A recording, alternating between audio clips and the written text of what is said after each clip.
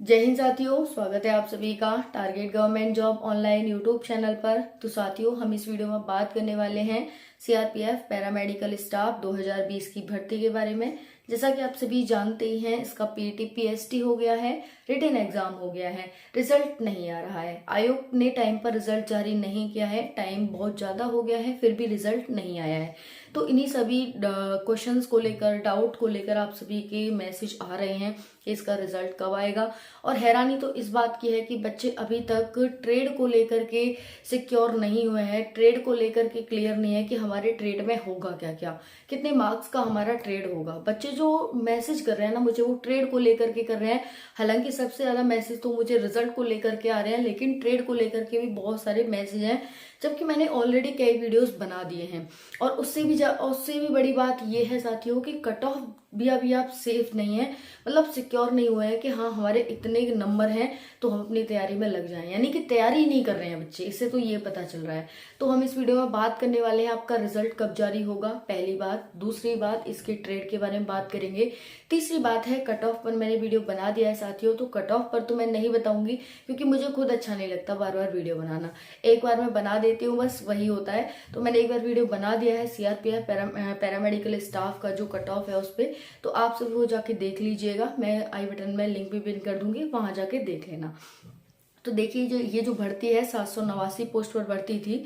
Different different type की इसमें post है, constable, head constable, SI, ASI, sub inspector इत्यादि। ठीक है, अब देखिए इसका पीटी पीएसटी हो चुका है, रिटन एग्जाम हो चुका है, लेकिन रिजल्ट नहीं आया है। हम सभी जानते हैं और बहुत दुख भी होता है कि जो ये सीआरपीएफ पैरामेडिकल है, ये अपने टाइम पर रिजल्ट जारी नहीं कर रहा है। ना ही इसने सीआरपीएफ ट्रेड्समैन का जारी किया, ना ही सीआरपीएफ पैरामेडिकल का किया। और जो सीआरपीएफ एसएम वगैरह की भर्ती है, उनका भी रिजल्ट इसने टाइम पर जारी नहीं किया। तो सबसे ज्यादा बच्चे परेशान है वो सीआरपीएफ पैरामेडिकल और ट्रेड्समैन को लेकर के परेशान है। इनसे ही संबंधित मुझे बहुत सारे क्वेश्चंस आपके आ रहे हैं, तो मैं परेशान होकर, मतलब मुझे खुद दुख होता है जब आप मैसेज करते हैं ना परेशानी में, तो मुझे खुद दुख होता है। तो मैंने कहा चलो एक बार थोड़ा सा मोटिवेशन दे देते हैं बच्चों को। बाकी मैं रिजल्ट तो जारी नहीं कर सकती हूँ, लेकिन साथियों है ना, लेकिन आपको थोड़ा सा मोटिवेट करके कि आपका रिजल्ट है वो कब तक आ रहा है, और जो आपके ट्रेड है, ट्रेड से जो संबंधित आपके डाउट्स हैं वो मैं आपको क्लियर करने वाली हूँ इस वीडियो में। ठीक है, तो चलिए स्टार्ट करते हैं। 789 पोस्ट पर भर्ती है, कुछ ज्यादा भर्ती नहीं है। ठीक है, तो कट ऑफ इसकी क्या जाने वाली है मैं आपको बता दूंगी आगे। ठीक है, तो देखिए अब हम बात करें इसके रिजल्ट की। तो रिजल्ट है इसका आपको नवंबर में देखने को मिलने वाला है, 25 नवंबर तो तक को, जहां तक है आपको रिजल्ट इसका हर हाल में देखने को मिल जाएगा। सीआरपीएफ कोई भी भर्ती कंप्लीट नहीं कर रहा है क्योंकि ऑलरेडी एक एक आयोग चार चार भर्तियों को चला रहा है, तो ये सबसे बड़ा कारण है भर्ती कंप्लीट ना होने का। दूसरा है कि क्या होता है साथियों, भर्ती कम पोस्ट पर आती है, फिर बाद में पोस्टों को बढ़ा दिया जाता है। ठीक है, फिर बढ़ा दिया जाता है, फिर कभी कम कर दिया जाता है, कम कर दिया जाता है तो कभी पोस्टों को हटा ही दिया जाता है, फिर बच्चों को दोबारा से पोस्ट चेंज करने के लिए बोला जाता है।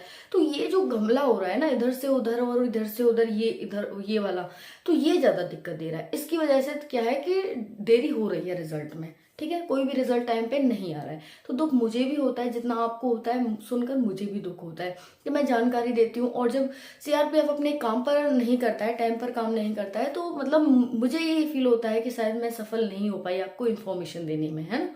ठीक है, तो रिजल्ट है वो नवंबर में ही आपको देखने को मिल जाएगा, जहां तक है पूरी पक्की जानकारी है। ठीक है, अब हम बात कर लेते हैं ट्रेड के बारे में। देखिए, ट्रेड आपका 20 मार्क्स का हो रहा है, जिसमें से 10 मार्क्स आपके ट्रेड इक्विपमेंट नॉलेज के हैं कि आपको जो इक्विपमेंट है, सपोज दैट जैसे कुक के लिए आपने अप्लाई किया है, डिफरेंट डिफरेंट ट्रेड है इसमें, कुक के लिए आपने अप्लाई किया है, तो कुक में आपको क्या है, किचन की काम की जानकारी होनी चाहिए।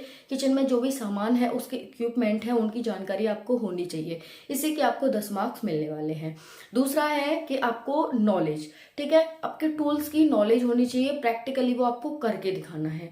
ठीक है, 5 मार्क्स आपको इसके मिलने वाले हैं और 5 मार्क्स हैं सर्टिफिकेट के, एक्सपीरियंस सर्टिफिकेट के। तो एक्सपीरियंस सर्टिफिकेट को लेकर के जो बच्चों के डाउट है कि क्या अब भेज सकते हैं, नहीं भेज सकते हैं, देखिए सीआरपीएफ की साइट पर अगर आपके पास सर्टिफिकेट है तो सर्टिफिकेट को आप अभी भी भेज सकते हैं। ठीक है, सबसे बड़ा डाउट यही था, तो आप अभी भी भेज सकते हैं अगर आपके पास सर्टिफिकेट है तो। दूसरा है कि देखिए साथियों, अगर आपको ट्रेड की जानकारी नहीं है तो आपको बिल्कुल भी सर्टिफिकेट को बनवाने की ज़रूरत नहीं है, क्योंकि वहाँ पर जो कागजी लिखा पढ़ी से ज़्यादा आपकी प्रैक्टिकली लिखा पढ़ी होने वाली है। यानी काम सिर्फ आपको वो कागज पे नहीं दिखाना कि देखिए मेरे पास ये सर्टिफिकेट है, मुझे 5 मार्क्स दे दीजिए, वो नहीं देखेंगे। वो आपसे काम करवा के देखेंगे, और एक नहीं 4-4 बार काम करवा कर देखेंगे, तब जाके आपको नंबर मिलने वाले हैं। तो आपको कागजी नंबर नहीं मिलेंगे। अगर आपके पास सर्टिफिकेट नहीं भी है लेकिन काम आपको अच्छे से आता है तो भी आप क्वालिफाई कर जाएंगे। ठीक है साथियों, तो ज़्यादा मार्क्स नहीं लाने हैं आपको, 8 और 12 मार्क्स कुछ समथिंग लाने हैं आपको।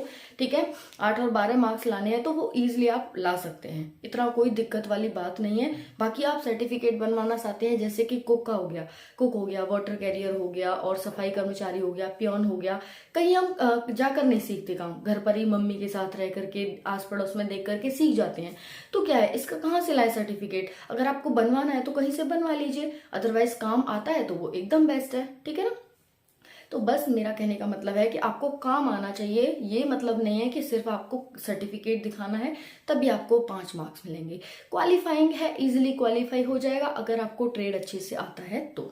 ठीक है, तो ट्रेड से संबंधित आपको डाउट क्लियर हो गया। सबसे मोस्ट इंपॉर्टेंट क्या है, एक बार फिर से कहना चाहूंगी कि ट्रेड आपको आना चाहिए बस। आपको अगर ट्रेड आता है तो आपका ट्रेड क्वालिफाई है। ठीक है, उसके बाद आपका मेडिकल होगा, और मेडिकल इजीली आप कर सकते हैं। बस ज्यादा जो बच्चे छटने वाले हैं वो ट्रेड में छटते हैं, तो ट्रेड की आपको तैयारी कर देनी है अभी से। अगर आपने अभी नहीं किया है तो रिजल्ट आपका नवंबर में ही जारी हो जाएगा संभवतः। ठीक है, अब दूसरी बात करते हैं कट ऑफ की। देखिए साथियों, इसकी कट ऑफ हाई जाएगी, 2020 की भर्ती है।